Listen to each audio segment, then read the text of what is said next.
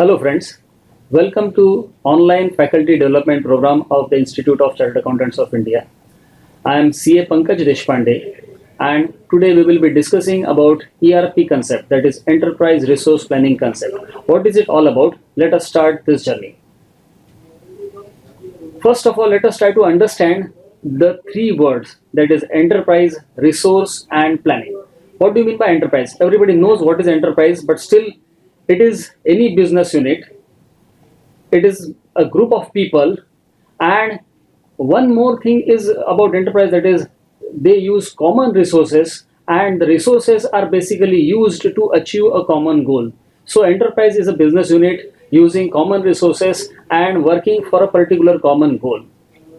What is resource?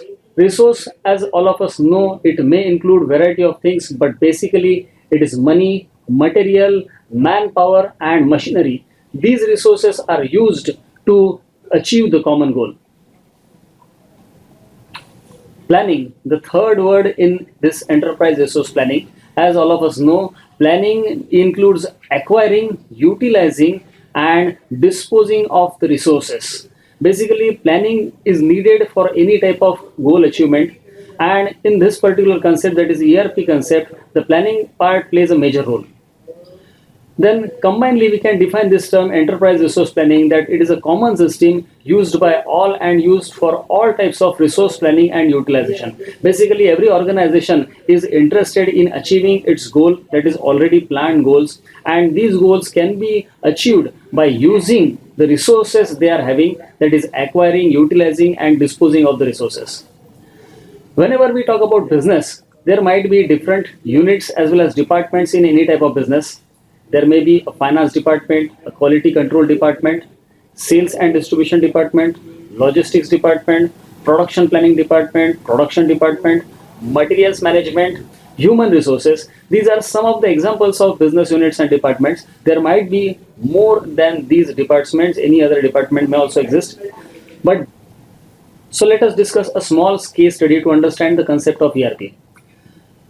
There are certain customers, and a customer is contacting sales department for particular product. They are inquiring with the sales department that they require the particular product. Sales department, they do not have the information about availability of the product. What will happen? Sales department, they will have to contact stores department that whether we have this product and whether we can cater to the needs of the customer. Stores department, unfortunately they do not have the stock of material required by sales department. So what will happen? Finished goods are not available with stores, so stores will inform the sales department, and now sales department will contact production planning department. Production planning department is supposed to plan for production. What will happen? Production planning department now will contact stores department and they will ask about availability of raw material for manufacturing the goods. Now again, unfortunately, the raw material is also not available. So now, what is to be done? Production planning department, they will have to place an order with a particular vendor. There will be a purchase process and the vendor will be selected, order will be placed with the vendor. Vendor will supply the material and the material will reach stores department. This is raw material supplied by vendor to the stores department. Stores department is now having the raw material. What will happen? Next, stores department will send the raw material to the shop floor for production. Production department, that is shop floor, they will manufacture the required goods and they will send the information about the production as well as the goods to the stores department. Stores department will receive the goods physically and they will be having the goods ready with them for sales department. Sales department will be informed in turn about the availability of finished goods, and now sales department are in a position to cater to the needs of the customer. So this is how one particular activity is completed. Now, what happens next? Sales department, they will contact finance department for recording of this sales transaction. Finance department will again be contacted by production planning department for recording of purchase of raw material from vendor. So finance department is acting as a central place for all the departments. Finance department will make a payment to the vendor.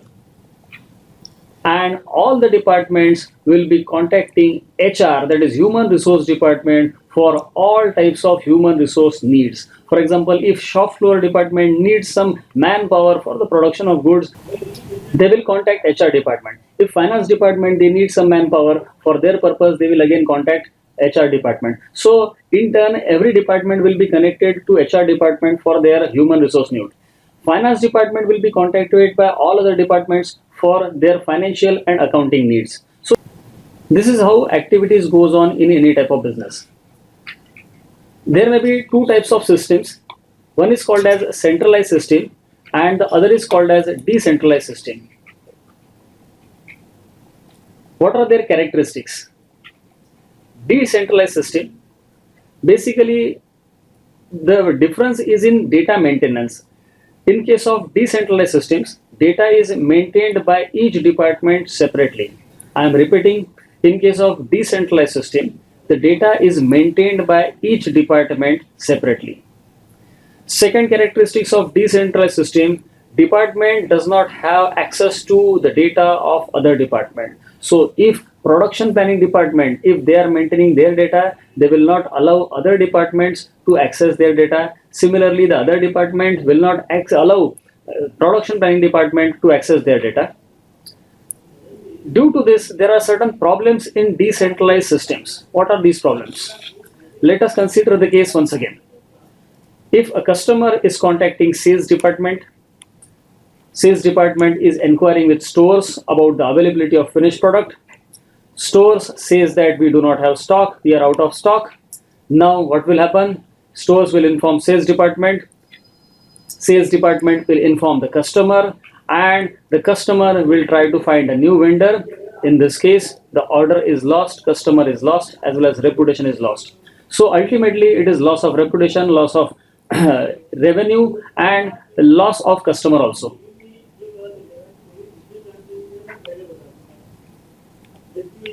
Now let us once again consider this case. Customer is contacting sales department. Sales department is contacting stores. Store says that we do not have stock. Sales department is contacting production planning for manufacture of goods. Raw material is also not available for manufacturing of these goods. Now what will happen? Stores and production planning department, they are maintaining their own data separately. They do not have a connection, they do not have access of data to a data that is maintained by other departments.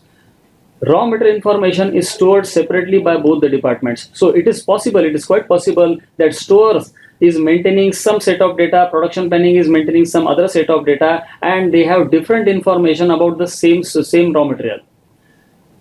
This creates a problem. Even if the store is having some set of raw material, it may happen that production planning department is placing an order with vendor and the vendor is supplying the goods to the stores department. Production planning will contact now production floor. Now there is a duplication. The material which we were already having is purchased and the money is blocked in that material. Production planning department, they are contacting production floor department, that is the shop floor for manufacturing. Now production floor, they do not have required manpower for manufacturing goods. They will contact HR department. Here HR department will hire the manpower for production floor department, and as they will be hiring immediately, there will be some urgency, it will be hired at higher cost. So cost is going to increase in this case because of lack of planning as well as poor preparation. Now what will happen? Finance department comes into picture now. Production planning department is contacting finance department, but actually they are both maintaining different sets of data, so there may be a communication gap between production planning and finance department.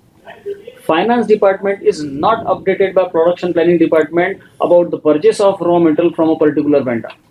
Now vendor will get disturbed and he will ask for his money to the finance department. Finance department is not updated about the purchase, so they may say that we do not have any information about this transaction, so we cannot proceed with the payment. So what will happen? Ultimately the vendor will get disturbed, the customer will get disturbed, and due to lack of communication or lack of proper communication, there may be a lot of problems. For example, the major problems are increase in cost, increase in delay in providing the material to the customer. Increase in data, again every department is maintaining their own set of data, so the data size is bound to increase. And increase in dissatisfaction of everybody. We have discussed about decentralized system. Now let us discuss about centralized system also. Now let us consider the same case once again. What happens in case of centralized systems? A customer is contacting sales department. Sales department now, instead of contacting stores department, they will contact a central database. They will take the information from central database about the availability of a particular finished product. Stores department is again connected with central database. Production planning is also connected with central database. Central database, the order will be placed to the vendor from central database only. If it is required, then order will be placed to this vendor through central database only. Shop floor, that is the production department, they will again interact with central database about the manufacturing process, the stage of manufacturing. HR department, in case if it is needed to hire some employees, again they will update the information in central database only. Finance department, if at all it is required, they will again update the information in central database. So the basic difference between decentralized system and centralized system is that everybody is working with same data and everybody is updating the same database. There is no separate database maintained by each department. The biggest advantage of this particular system is that there will be only one set of data and it will be updated for and by all the departments. So far we have discussed two types of system, that is centralized system and decentralized system. Naturally, the centralized system will be having much more advantages as compared to as compared to decentralized system.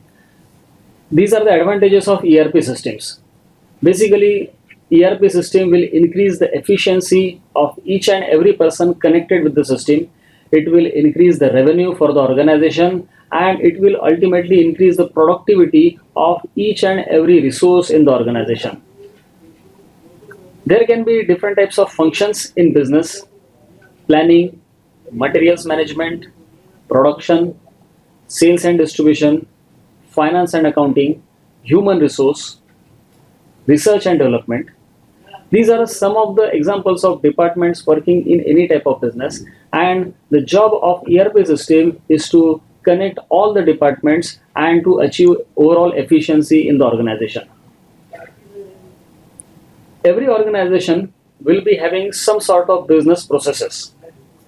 A business process, what is a business process? It is a combination of activities that takes some input and generates an output. Output will be planned, output will be desired, there will be some set of standards for getting the output. Input shall be provided accordingly and the organization shall be able to generate the output accordingly. Business process is meant to create value for customer. Basic objective of business process is to create a value for customer and not just providing what the customer requires. The basic one more character of business process is that it may spread across different functions. For example, we have just seen that in case of a purchase or in case of a sales order processing, what has happened? The order was recorded by sales department first, then sales department contacted the stores department contacted production planning department contacted shop floor may contact stores department, the production planning may contact accounts department, finance department, human resource department. So it is a process and the process is spreading across the different functions in the organization. Let us consider a small business process example. There is a customer who is contacting service department. Let us take a case of car repair. Suppose you wish to repair your cars and you are contacting service department. You are going to the garage, you are going to the authorized service station and you are contacting service department. What will happen? Service department will ask the stores department that if at all any type of spare parts are required to be fitted in the car, do we have these spare parts? The stores department will contact purchase department if they do not have the required parts. So here we can see that the business process is spanning over all the departments, multiple departments simultaneously. The purchase department will update stores department that we have purchased this particular material, this spare parts, and you can have it. The stores department will in turn contact service department, and the service department will give service to the customer. This is a simple case of business process. We were about to repair our car, and we have to go through this process. Actually, we means we customer does not go through this process. But what happens? A business, various people connected in the business, various people working in the business, they will contact each department one by one, and the process gets completed. Integrated information system. What are the characteristics of integrated information systems? Let us discuss. The first and the foremost character of integrated information system is sharing of common data. We have just seen that in case of centralized system, the data is common and it is shared by all the departments simultaneously. Unlike decentralized system where data is maintained separately by each department, here the basic advantage is that the data is common and it is shared and updated by all the departments simultaneously. What is sharing of common data actually? Material requisition is sent by production to stores department. Let us consider one more case. Stores department sends the requirement to the purchase department. Now please concentrate on data sharing aspect. Material requisition is sent by production department to stores department. Stores department is sending the requirement to the purchase department. Purchase department raises a purchase order on approved vendor. Now the list of approved vendor will be available with purchase department. Purchase department will also be updated about the current position of stock as the data is the same and it is shared by all the departments simultaneously. There will not be absolutely a communication problem in this case. Now, after purchase department raises a purchase order on approved vendor, material shall be received by the stores department. Material is received by the stores department. Is it required for purchase department to be updated by stores department for receiving the material? Yes, definitely it is required. So purchase department in this case, now they know that we have raised the purchase order and we have received the material. Our stores department has received the material. So what is the status of pending purchase order? It is updated and it is known to purchase department. So this type of particular order has not been yet received. It is known to the purchase department and they can follow up with the vendor for sending the material. Now it comes to sending invoice to the accounts department. As purchase department, they know that we have received the material, the stores department has received the material. Invoice shall be sent to the accounts department, and after account department is updated, material is sent to the production department. Material received by the stores is sent to the production department. Now once again I am asking you to concentrate on data sharing aspect. Here the data is the same and it is updated by each and every user simultaneously. Payment is made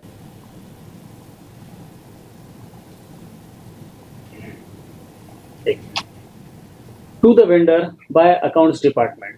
So here the data is shared by all the departments, it is updated by all the departments and it is used by all the departments. Basically, what type of data is shared by all the departments? Data can be classified in two types. One is master data and other is non-master data. For example, mostly the master data is shared by all the departments. For example, let us consider names of ledgers, names of vendors, names of customers, names of stock items, names of groups, units of measures. These shall be shared by all the departments from a common platform, that is common database. Secondly, there is another type of data that is called as transaction data. The transaction data may also be shared and it is required to be shared by all the departments simultaneously, jointly. And this data, particularly the transaction data, is used by many departments. For example, the requirement of material. This is a transaction. This is sent by stores to production planning department. Production planning department raises order, particular order with the vendor, and this particular order can be seen by stores department also. It is seen by purchase department also, and it can be seen by finance department also. So it is sharing of common data, that is master data as well as transaction data.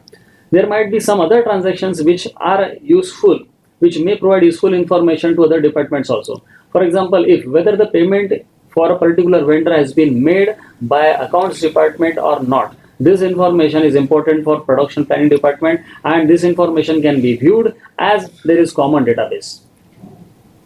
Sales figure used by accounts and marketing department shall be from the same data. Many a times it happens that sales department during a review meeting, in case of management review meeting, the sales department may provide some set of data, there's some set of figures, and it may not match with the sales figure shown by product sales. For example, sales figure used by account department and sales figure used by marketing department, mostly it should be from the same data, but many a times it is seen that in case of management review meetings, the sales department they provide one set of figures and the accounts department they provide some other set of figures, and it do not match. Sometimes they may add sales order to it just to show that they have achieved the target, but logically it should be from same database and it should match in all the cases. When it comes to ERP software, let us try to understand how does it work. In case of ERP software, there is a user. There might be variety of users, but let us consider that there is a user. User is approaching the application, that is the software application. The software application is connected with database. Database is connected with application. Application fetches and sends data to the database, and ultimately the application is once again connected with user.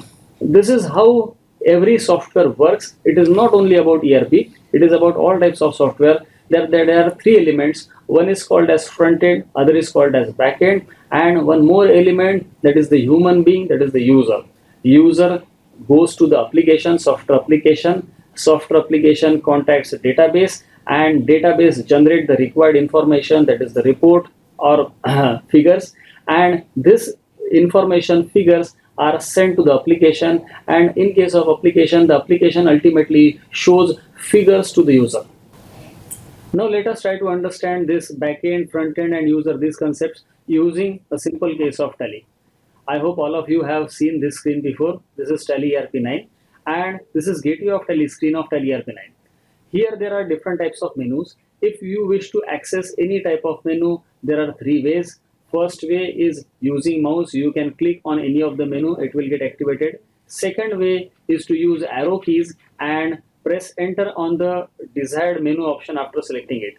Third and the most simple and easy to use way is to press a hotkey. For example, let us assume that user, that is me, I am wishing to access some report, that is the balance sheet report. If I wish to view this balance sheet report, I will have to interact with front end. Front end is what a user is viewing on the screen. I am pressing B for balance sheet on this gateway of Tally screen. As soon as I press B, what happens? In the background, I am interacting with front end. In the background, what is happening? The front end, that is the software application, is interacting with the database. It is pulling the figure from the database and generating figures, generating a report, and it is shown to the user. That is user interacting with front end interacting with back end. Back end, once again, after generation of the report, back end is sending the information to the front end, and front end is displaying the information to the user.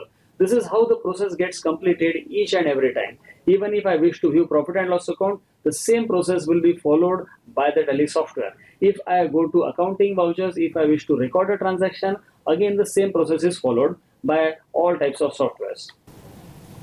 Now let us discuss something about ERP and related technologies. ERP is a very big concept, enterprise resource planning, and it includes so many types of other technologies also. For example, there are certain technologies which are by and large associated with this concept, ERP. First one of it is business intelligence, data warehousing, online analytical processing, product life cycle management, supply chain management, customer relationship management. These are some of the technologies, some of the concepts associated with ERP. Let us discuss these concepts one by one. Business intelligence, as the name suggests, it is something about knowledge. Everyone today understands that knowledge is power. There are so many people in the world who are controlling others just by their knowledge. They are controlling the world just because they are having lot of knowledge. They are earning lot of money just out of knowledge. So knowledge is power, and knowledge is the basic integral part of any type of business intelligence systems. What is a business intelligence system? Basically, it is a decision making tool on the basis of information collected and analyzed using business intelligence.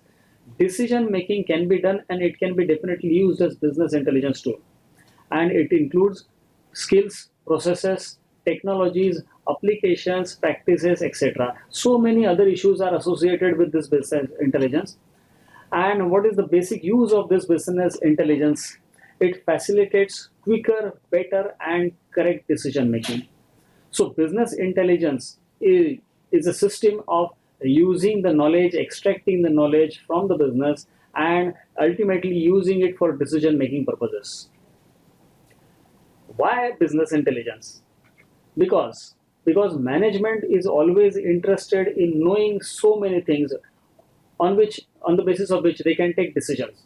For example, management wants to identify and exploit areas of strength in our company, which are our areas of strength which can be concentrated and which can be utilized for generating the required results.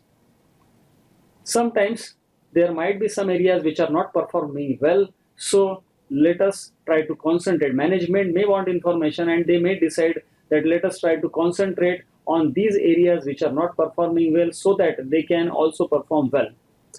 Identify areas of opportunities. Many a times management is interested in knowing the opportunity areas. At present we are not working in this particular area, but we may in future, we may start working in this particular area, and we can generate more and more revenue, we can expand our business operations, and we can grow.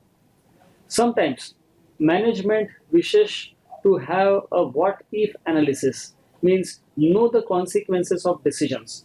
If we take this decision, for example, let us consider that suppose a new plant is to be installed at a particular new area, let us say in Uttarakhand. Let us say we wish to start a plant in Uttarakhand. What are the advantages? What are the disadvantages of starting a new unit in Uttarakhand? Will we be getting some subsidy? So for starting this particular unit, will there be some tax exemption? So what will be the calculation, overall calculation? There might be certain increase in cost of production due to increase in cost of labor, because labor may not be available there, but this cost may be set off by using the subsidy or by using the tax exemption. So ultimately, what if analysis is extremely necessary in case of business decisions.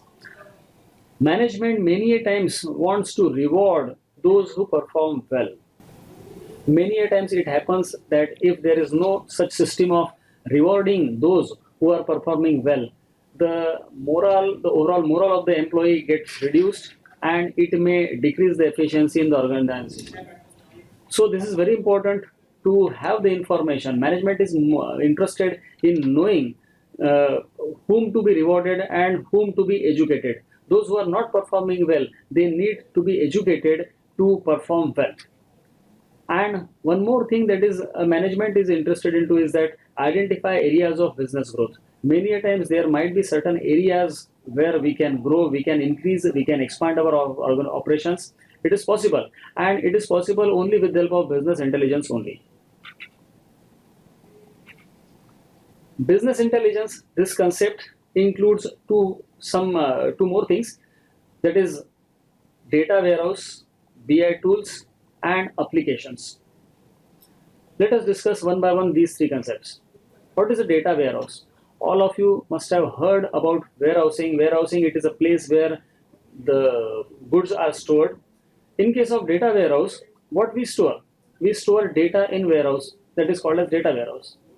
Data warehousing, it is a system of separating operational and non-operational data. Every organization will be having two types of data. One is called as operational data and other is called as non-operational data. Database shall consist of two types of data, that is operational data and non-operational data. What is the exact meaning of this operational and non-operational data? Operational data is that data which is used on day-to-day basis. and non-operational data is that data which is not required for regular day-to-day operations. For example, let us say that if we are recording a sales transaction, we require the master data as far as sales is concerned, means the name of sales ledger, name of stock items. This type of data is used frequently for recording of sales transactions. Non-operational data, for example, there might be sales information for past 3 years. So this past 3 years sales information, it might be very useful in analysis purpose, but for a person who is recording a sales transaction today, it may not be very much relevant. So he may not be required to interact with non-operational data. Actually, non-operational data increases the load on the system. So we need to separate the data into two parts. One is operational data and other is non-operational data. To understand this concept in a better way, let us try to understand this particular image. In case of any organization, the data is generated from variety of sources. There might be different data sources. For example, operational systems, data may be generated from operational systems. Data may be generated from RDBMS, that is Relational Database Management System, or data may be generated from flat files. Even you can consider a simple Excel file as flat file, and that may be used as a database. Now, at the time of data generation, this data is in different forms.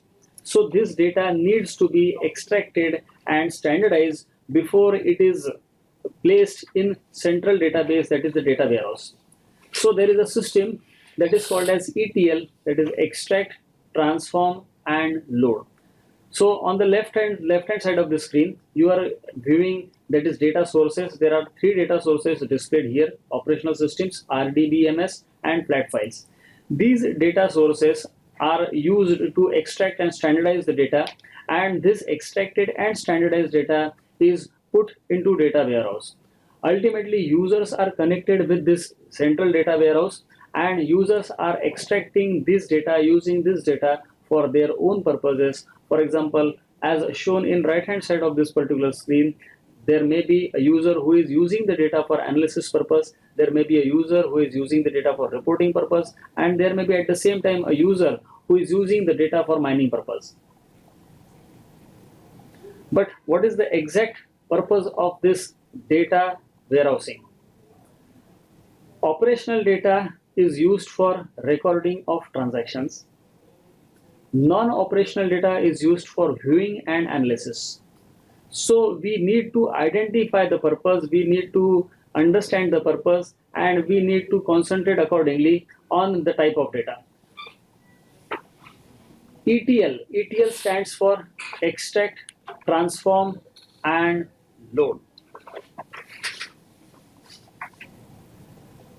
Let us try to understand the concept of ETL with the help of this particular diagram.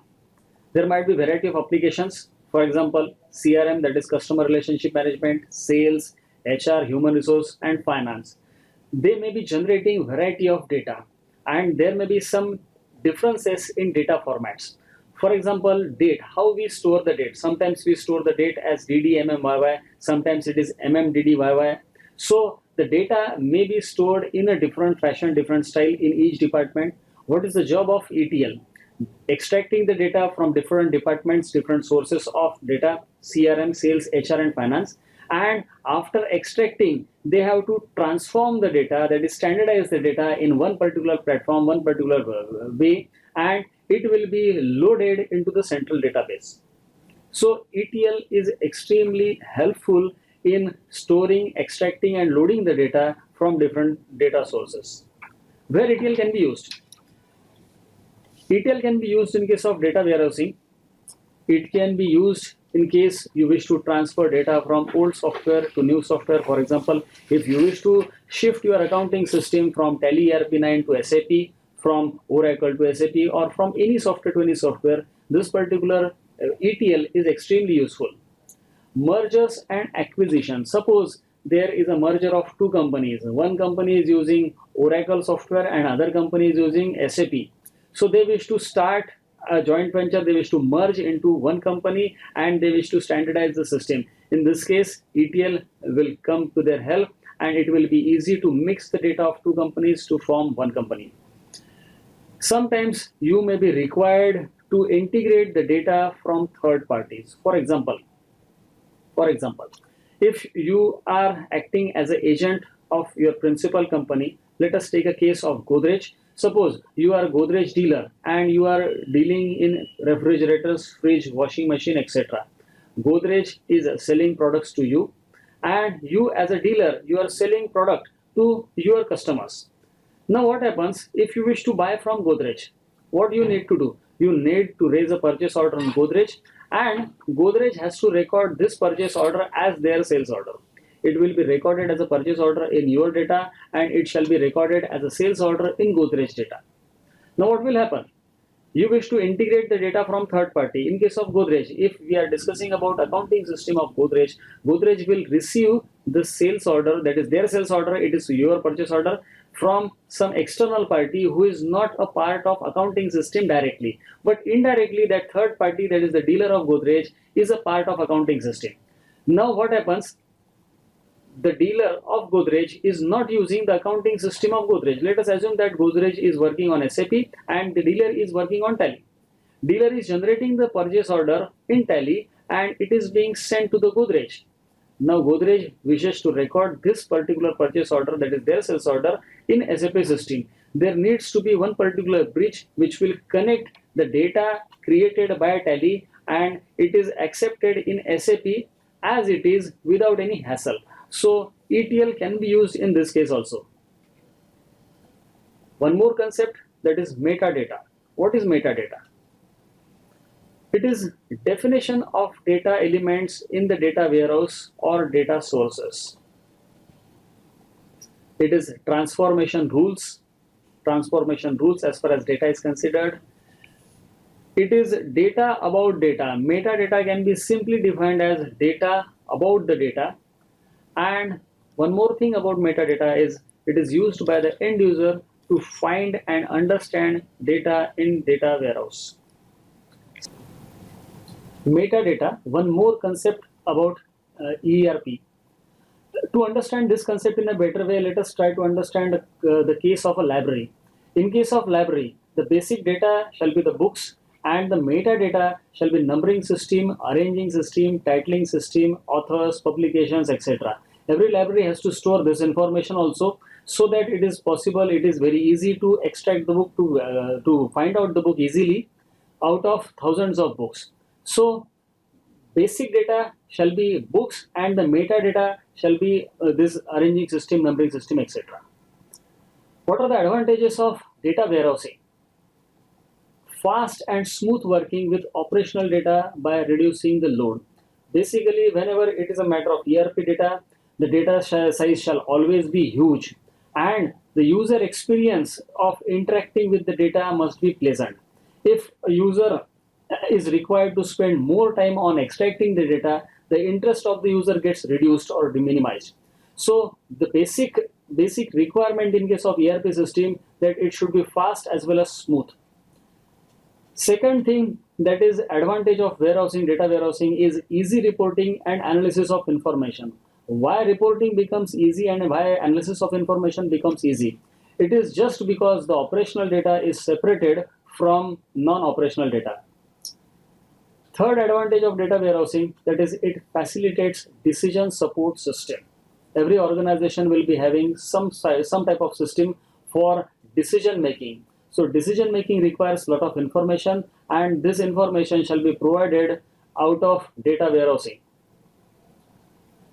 When there are advantages of data warehousing, at the same time there are disadvantages of data warehousing also. What is the biggest disadvantage of data warehousing? The cost of maintenance is quite high. So many a times every organization may not be able to afford this cost. Latency as compared to operational data. What is latency?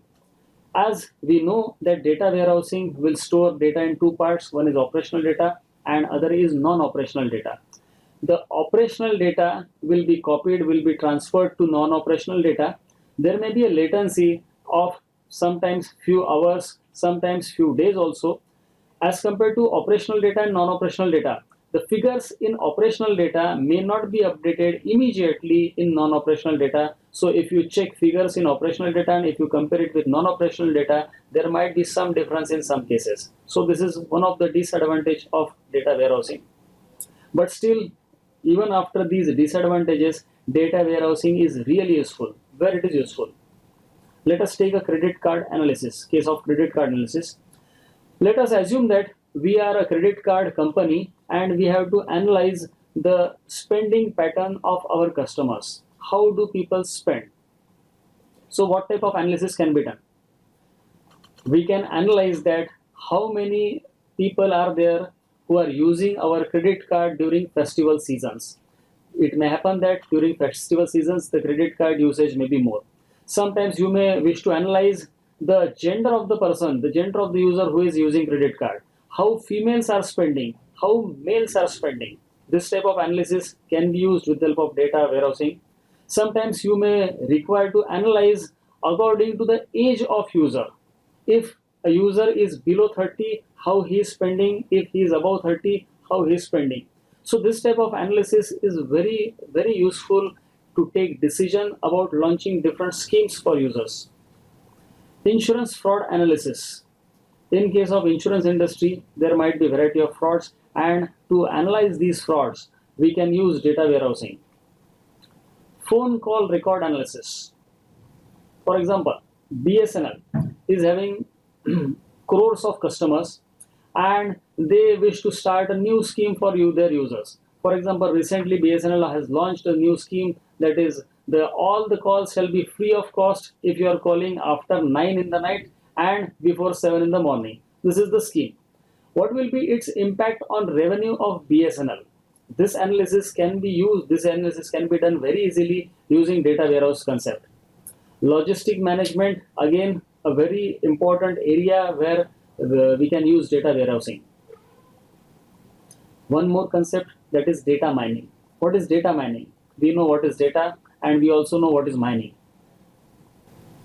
Data mining can be simply defined as it is a process of extracting information from data and converting it into knowledge. So basically there shall be raw information which is called as data. This data is converted into information. It should be converted into a meaningful structure, and this meaningful structure of information, structured information, can be used for knowledge purpose by converting it into knowledge. So basically, data mining is taking the raw data and converting it into knowledge. Let us consider a few examples for data mining. Mobile call rates decisions. As we discussed just now, that BSNL has launched a new scheme. This scheme can be launched only after proper analysis. So mobile call rates decisions can be taken using data mining. Call duration, and this particular decision can be taken on the basis of some sort of information, that is call duration, how people talk with each other. What is the average duration of a call during a daytime, let us say 10 to 6 p.m. 10 a.m. to 6 p.m. that is office hours. Let us consider what is the average call duration. You can consider the call duration from a particular city. You can consider the call duration in case of male callers, in case of female callers. Gender of the caller is also important. City of the caller, time of the call. Sometimes people may like to speak for a longer duration when they are talking out of office hours, that is in the evening or in the night or in the morning also. Age of the caller. Senior citizens may wish to talk for a longer period of time. Young people, they may wish to talk for a shorter period of time. So all this analysis can be done with the help of data mining, and it is a part of data mining, and ultimately decisions are taken on the basis of this data mining. There is one more concept, that is online analytical processing, which is used in ERP. What is it? It is an approach to quickly answer multidimensional analytical queries. It is a part of business intelligence. Let us consider a small example of OLAP, that is online analytical processing. If management is asking a question, what are the top 5 products sold from these 3 points to the customers between age of 15 to 30? Let us consider a case of Big Bazaar, a retail outlet chain. There are 5 products which are frequently sold, which are most hot product, and management is interested in knowing. There are three types of sales point, and management is interested in knowing how many products, what are the top 5 products we are selling to customers between the age of 15 and 30. Analysis of sales, that is, there are three selling points. One is point of sales, other is web stores, you can purchase from website also, and third is call center, you can give a call and buy a particular product. Point of sales is a physical location where sales is taking place. Now what happens, the probable problem is that there are three sales points and we wish to analyze a question. Please try to understand this question. What are the top 5 products sold from these 3 points to the customer between the age of 15 and 30? So there are 3 dimensions here. One dimension, that is the dimension about the sales point from where this sales transaction is taking place. Second dimension, what is the product, and third dimension is the age of customer. The basic problem, there might be a basic problem in this case, that in case of web store the age is stored as date of birth. Web store is recording the date of birth, and date of birth can be used for calculating the age of customer. In case of point of sales, that is the physical location, that is the shop, the sales, the age of customer may be stored as a range. That is, range means customer below 30, customer above 30, customer above 50. It can be stored as a range. The basic issue in this case is converting the data stored as far as age is concerned into a same platform, and analysis is possible only after that. There are some popular OLAP softwares, that is online analytical processing softwares. Oracle Express Server, Hyperion Solution, Essbase, Cognos, Business Objects, MicroStrategies. These are some of the popular softwares used all over the world for this particular purpose. One more concept about ERP, that is supply chain management. It is a process of planning, implementing, controlling operations of supply chain. It includes movement and storage of raw materials, work in process, inventory, and finished goods from point of origin to the consumption. Actually, supply chain management is basically connected with inventory management. That is, it starts right from placing the order for purchase of raw material and it ends with delivery of goods to the customer.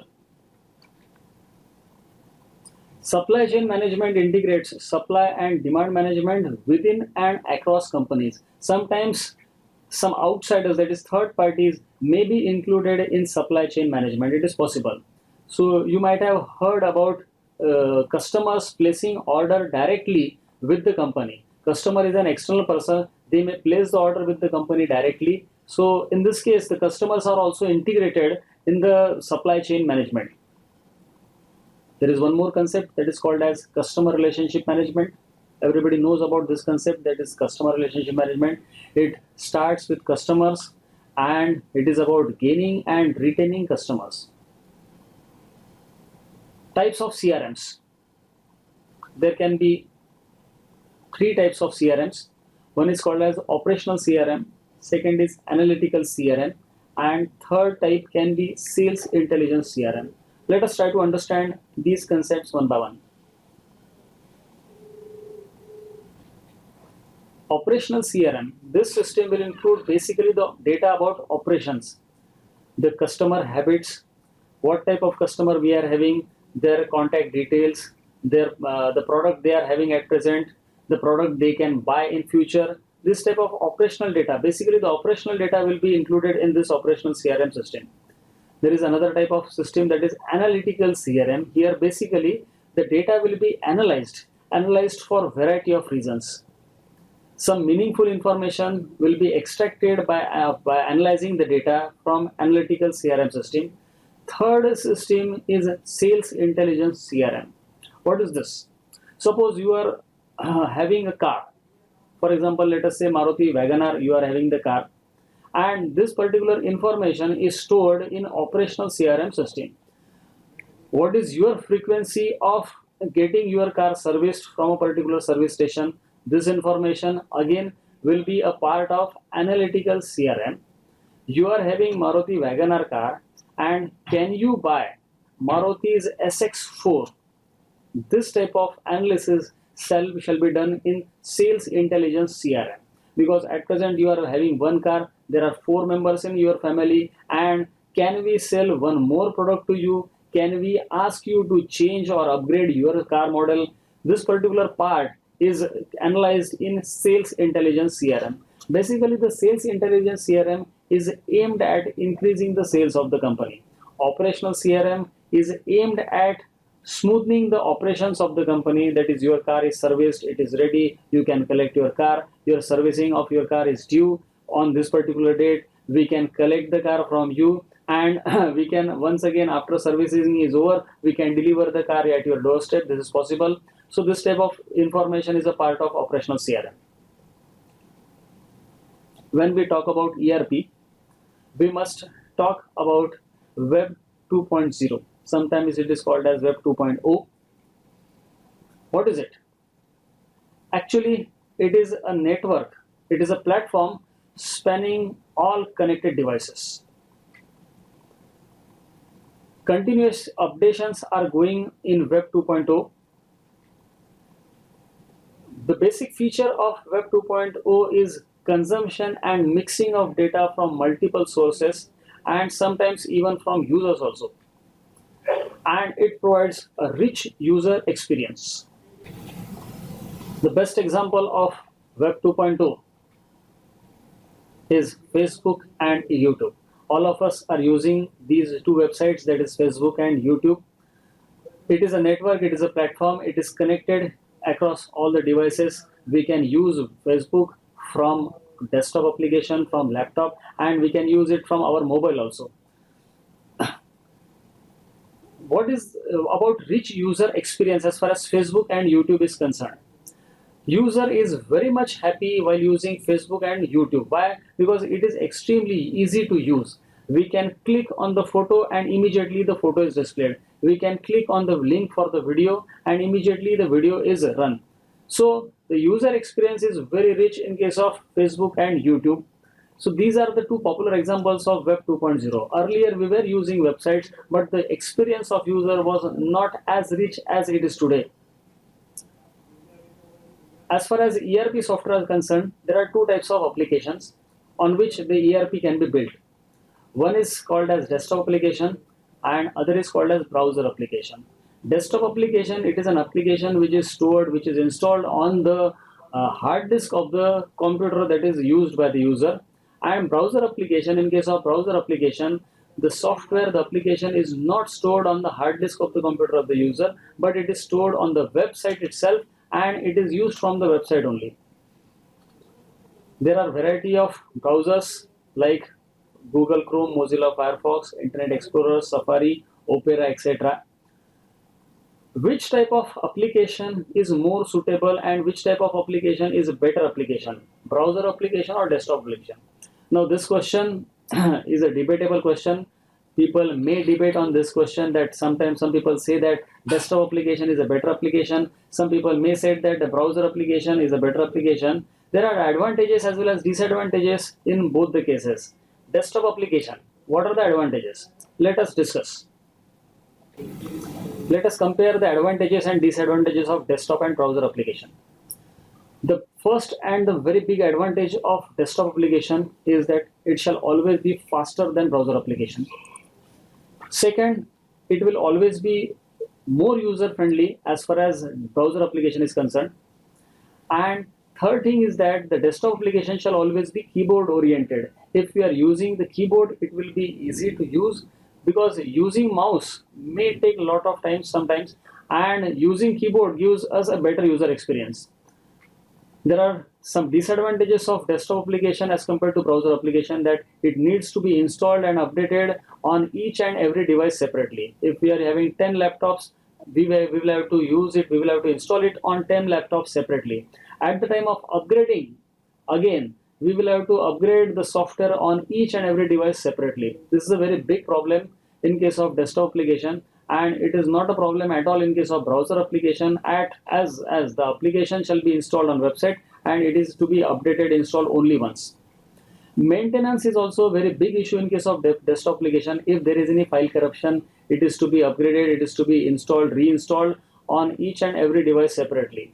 So there are advantages as well as disadvantages in both the cases. User has to decide which option to choose. There is one more concept in software industry that is called as open source software. What is a open source software?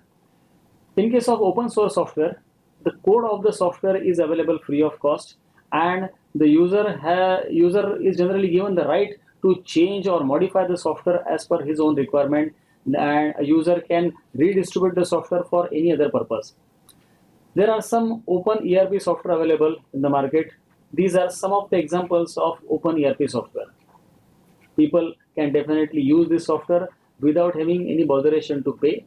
But as there are some advantages of using our open ERP softwares, there are always some disadvantages also.